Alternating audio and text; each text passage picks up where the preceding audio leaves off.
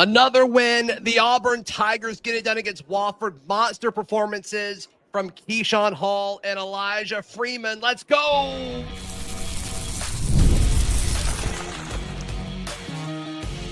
You are Locked On Auburn, your daily podcast on the Auburn Tigers. Part of the Locked On Podcast Network, your team every day. Yes, welcome on in to Locked On Auburn, your daily Auburn Tigers podcast. I'm your host, Zach Blackerby, and thank you so much for making Locked On Auburn your first listen every single day. Special reaction edition of the show. Auburn takes down Wofford 93-62.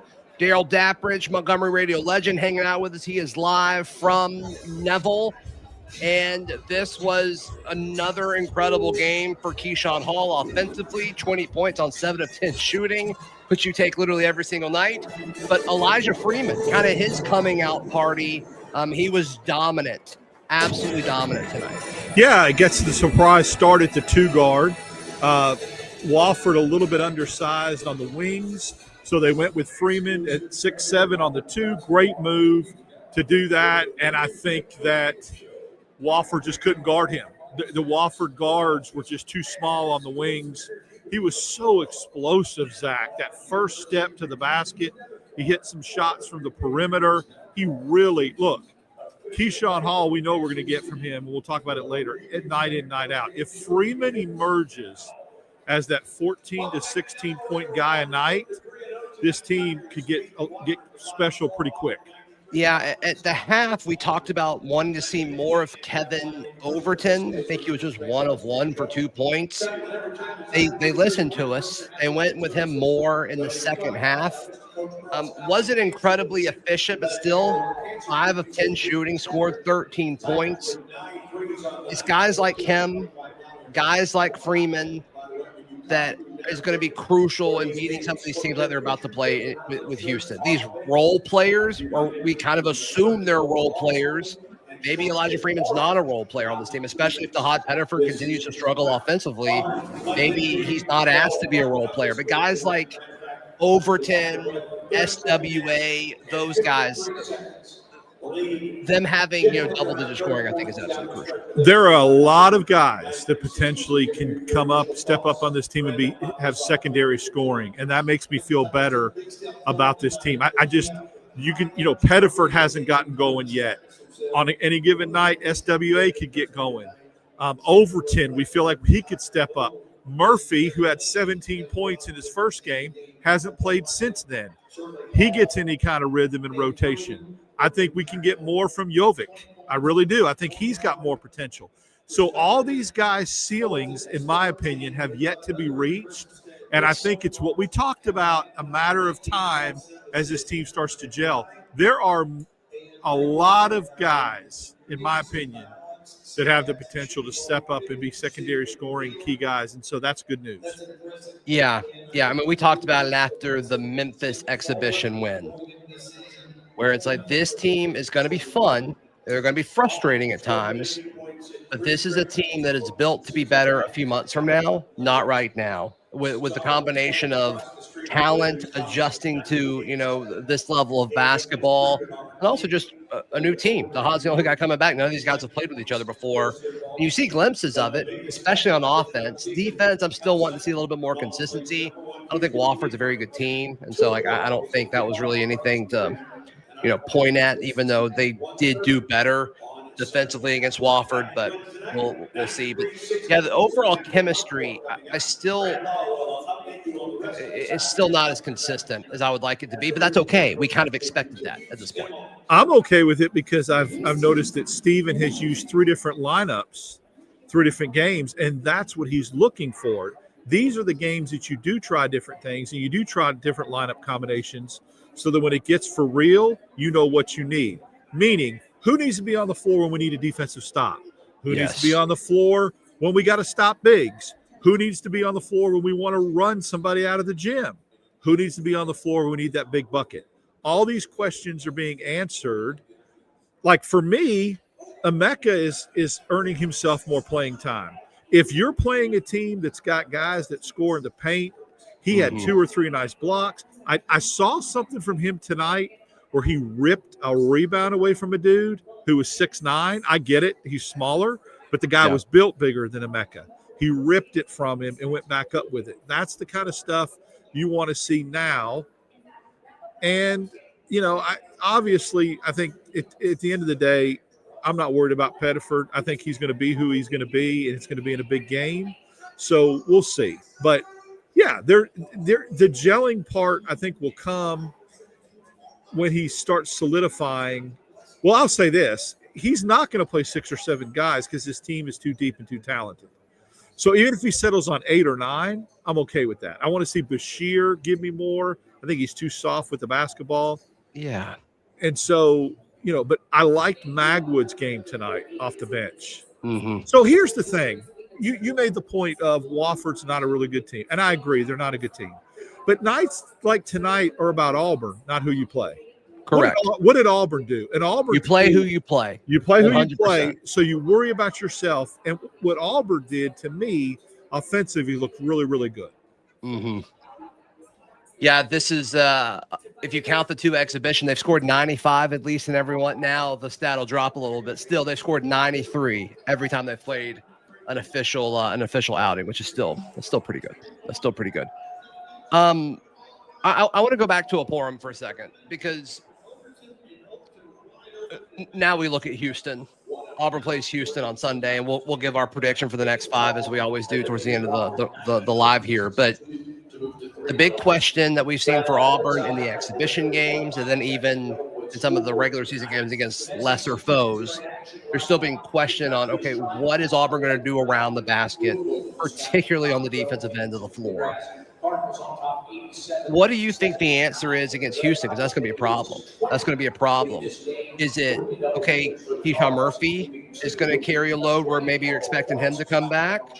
Do you see do you see a world where they both can coexist? Like, what do you anticipate that looking like on Sunday? I see Murphy getting 17 to 19 minutes, and the reason why I see that is because it's telling that he didn't play tonight. He didn't play tonight so that he can play extended minutes against Houston. You're going to have him. I see Emeka coming in and giving you 10 to 12 minutes, and I don't see them on the floor at the same time, but I see them spelling each other, and I think Emeka Oporum has earned that. And then Jovic at the 4 somehow. Somehow he needs to come in and give you minutes down low. I mean, he's 6'9". Do you trust him yet? No, I don't. I think he'll get there. I think he's got good basketball IQ. You have to play him because you need him 2 months from now. I just want him stronger. He's 6'9", 6'10". He needs to play bigger than he is. He's playing smaller than he is. So, yeah. But I think those 3, and then Sebastian Williams-Adams at the 4. Mm. They're interchangeable. You start SWA. He was 4 for 4 tonight, by the way. Exactly. And when he wanted to score, he scored. Yes. Okay. It was like when he said, I'm scoring, and willed himself to score. So I start SWA at the 4. I start Murphy at the 5. And I let Emeka and Jovic come in and spell them. And if you can get any contribution at all from Oporum and Jovic off the bench, you're playing with house money, and that's going to be the key. But Murphy will start, and Murphy will play at least 18 minutes. That's why they held him out tonight. And I think Sebastian Williams-Adams is going to be big. He's just, every game, he just looks, he does not look like a freshman. Yeah. Okay. So now can Freeman and Overton and Pettiford, and you know what you're going to get from Hall. If those guys contribute, look, there's no pressure on Auburn Sunday. There's not. You don't think? Nope, not at all. I think there's pressure on Steven. No, I don't think yet. Not yet. Number 22. I think Steven's going to feel pressure on Sunday. He shouldn't. Number 22 team in the country that lost a lot of guys off a Final Four team with a lot of new guys that are trying to gel against the number 1 team in the country. The number 1 team in the country is going to feel all that pressure. Now, will there be pressure to at least play well? And I'm not mailing this game in. Auburn can win this game. I'm just saying you're not going into that game as the favorite. So use it as the us against the world mentality, and use it to play loose, play free with nothing to lose, and get after it. Yeah. Yeah. Chat, let us know who you think your player of the game is. There's going to be an argument between 2 players. I have a feeling we'll discuss that, as well as What do we expect for Auburn over their next 5 games? That's next right here on Locked On Auburn. Today's show brought to you by our friends at Supply House. Darrell, you use Supply House. You understand how important it is. They've got over 280,000 parts, whether it's plumbing, HVAC, electrical items. They've got it all. And when you've got a big crew and you've got a bunch of different equipment that you need to be running quickly to get some jobs done, you need honest lead times. You need honest communication. Like, when is this going to get here? Supply House has all of that covered for you.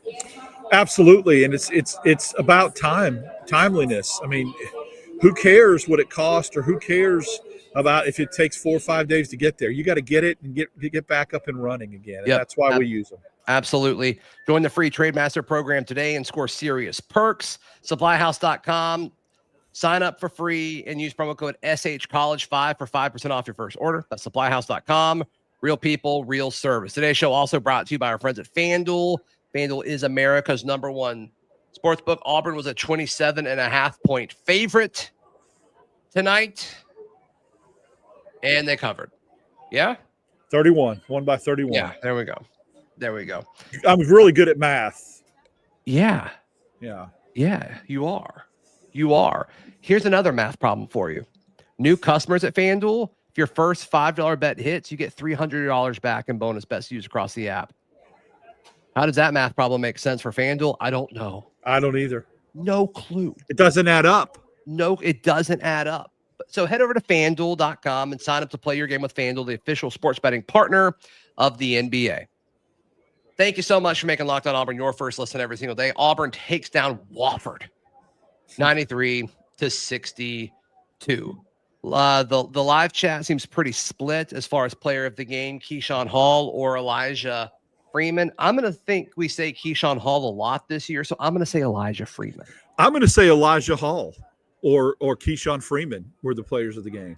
There's a few people that said either Freeman or Hall. So that's like, well, yeah. I know. I just copped out by mixing up the names. I don't know how I loved Freeman's game, but being here live, watching what Hall does with the eyeball test too, their stats could be exactly the same, but the eyeball test is the tiebreaker for me. And he is just, Zach, I'm telling you, he taps the ball to himself on offensive rebounds. Yep. He can shoot threes. He's unstoppable when he decides I'm going to the rim. You're going to foul me or I'm going to score. Mm-hmm. He's silky smooth. He's just a natural scorer of the basketball. And I'm telling you, if he was 6'10", he'd be a lottery pick. Period. Yeah, I'm with you. I'm not being hyperbole. Yeah, we haven't really had a guy like him, even in the Pearl era. We didn't have a player offensively like Keyshawn Hall. I mean, Jabari averaged 16 a game because he had Kessler on the team and some guards that like to shoot it 30 times, if you know what I'm talking about. Mm-hmm. Otherwise, but Jabari was always the guy that hit the big shot. So subtle of you, Darrell. Well, I didn't say the name, but I mean, Jabari would be the guy that would say, okay, I'm going to carry you tonight, though. I'm going to put you on my back. Hall is efficient. He doesn't take poor shots. Some guys are what I call fool's gold scorers. They get 25 a night, but you look at their shooting stats and they're 7 of 22, right? I mean, it's just he is efficient. He'll rebound.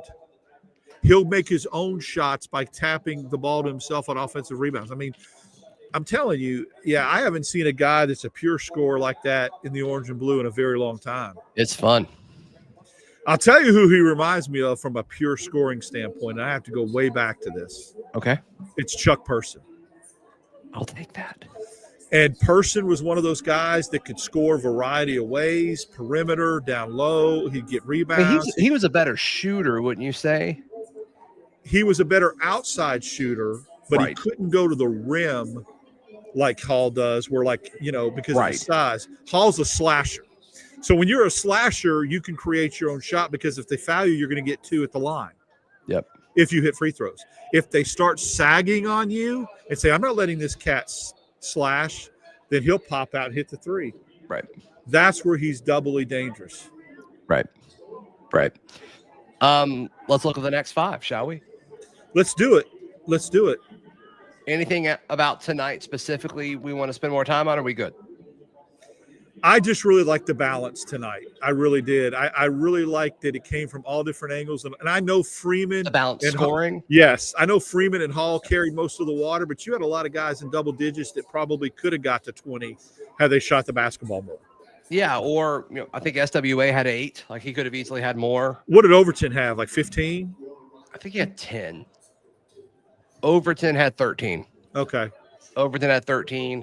And then Tahad had 9, but like he's not going to go 4 of 17 every game. No, So, when he breaks out when he has that breakout game, Sunday. this team's going to score 100. When he breaks out on Sunday, continue. Here's what's going to happen before we go to the next 5. Kelvin Sampson's a really good coach, and he's going to watch all 3 of these games and the Memphis game film and say, we've got it. We can't let Keyshawn Hall beat us. We can't. That is going to be when the opportunity is going to come for Pettiford and Overton and Freeman and Murphy, because they are going to do whatever they need to do to take Hall away, and Sampson's good enough to draw something up to do that. Now, do I think they will completely shut him down? No, because I think Hall's that good. I think Hall's that good. Was there any chatter in the arena of him being 4 assists away from a triple-double? No, there wasn't. I don't think there was an acknowledgement of that. I probably should have caught that, but the guys I was sitting around made no mention of that. Wasn't a discussion. Gotcha. No, in fact, they hardly talked to me, so I don't know if it's me or what. But. That's fine. No, I'm just teasing. No, they were very nice. I had Christian Griffin next to me, and so we were all locked in writing stuff. Well, you were locked on. They might have been locked in. I was locked on. Yes. All right. So next 5. Okay. You obviously go to Houston. Mm-hmm. You then host Jackson State. No, you don't go. You don't go to Houston. You're playing that game in Birmingham. Thank you for correcting me. I'm sorry. Yes. Yeah, and that's in Auburn neutral wins site in Birmingham. Yes. Neutral site. Right. Auburn wins in Birmingham. Let's go. You're picking? Yeah. Okay. No. I'm saying they normally win in Birmingham. No, I'm not pushing back. Yeah. Then they host Jackson State, which, for the record, is not a state. Not a state. Thank you. SWAC school. And then the Players Era Championship out in Las Vegas. Auburn will play Oregon. They will play Michigan. And then there is a TBD for game 3. There's a bunch of different talented teams that they could play. So a little tricky. Well, let's include NC State. Let's don't count that game, and let's include NC State, which is, because isn't Michigan number 5 in the country right now? They are. They're number. They're good. Yeah. Okay. All right. I'm gonna go. I'm going to bug a little bit and say 3-2, which I think in this stretch you would take in a heartbeat. So am I. I'm going to say 3-2. And if Auburn comes out of this stretch, 6-2 to start the season, I think, because you still got some of those bye games left before conference play, I'd take it. But I say 3-2 as well. And I think they find themselves some, and they find their identity some in this brutal stretch. Yeah, I think I'm picking them to win on Sunday, Darrell. Yeah, I'm not. Only because you're playing the number 1 team in the country who, is really, really good, and it's got guys coming back. Yeah, I'm not saying I think Auburn's going to play well, but I just think it's too much for a team that hasn't yet found themselves. And, yeah, Shadow makes a good point. You still got Purdue and Arizona on that schedule. Holy crap. You got to find a way to bring up Arizona. Good for you. Good for you. That was so smooth. Well, I said Purdue first. You covered it up. It's going to be strange for me, my man, being in that arena pulling for the Auburn. That's going to be a cool moment for you. I can't wait to do the show with you after that. Yeah, I never thought I would be in that arena pulling hard for another team, but I will be. Yeah. I will be. Yep. Great. Awesome. Any final thoughts? I think we're good. I think we've covered the game. I mean, the game was more about, okay, has Auburn set themselves up to be ready for the tougher part of this non-conference slate? I think they have. I don't want to end so much on a negative note, but I do want to point out something that needs to be corrected that has been an Achilles heel for Auburn that I saw evident tonight, even against a team with the nickname Terriers. They're struggling with that back cut, Zach. They're struggling defending that backdoor back cut. And it's when they're in that 1-3-1. I think Murphy being back there will help alleviate some of that, because right now Jovic is struggling. Adams is struggling when when they're the 1 in the 1-3-1. And we mentioned it before, Cardwell covered up a lot of sins with that. So I wouldn't go to it against Houston. I wouldn't play a 1-3-1 at all. I would go man, I would go matchup zone. If you go zone, I'd go 2-3, but I would stay away from the 1-3-1 against teams that are good and athletic. Yep. Nope. I'm there with you 100%. 100%. Darrell Dapprich, how can people check out everything you've got going on? Follow me on X, Dap6410. Yes. Little Locked On Auburn drops tomorrow morning. Woo! Being It's hours from now. We do a nice little coaching, fun coaching show. Yeah, we both give our 5. We rank our 5 most desired realistic hires. Yes, it's fun. So, yeah, wherever you get your podcast, I'll be on with my guy Zach, and then with Kyle Rush, some on the Barncast. You know, we do stuff with him. Please like the video. Please subscribe. If you're tuned in on audio, please subscribe. Helps the show out a ton. We'll see you next time. This has been Locked On Auburn as the Tigers take down Wofford 93-62.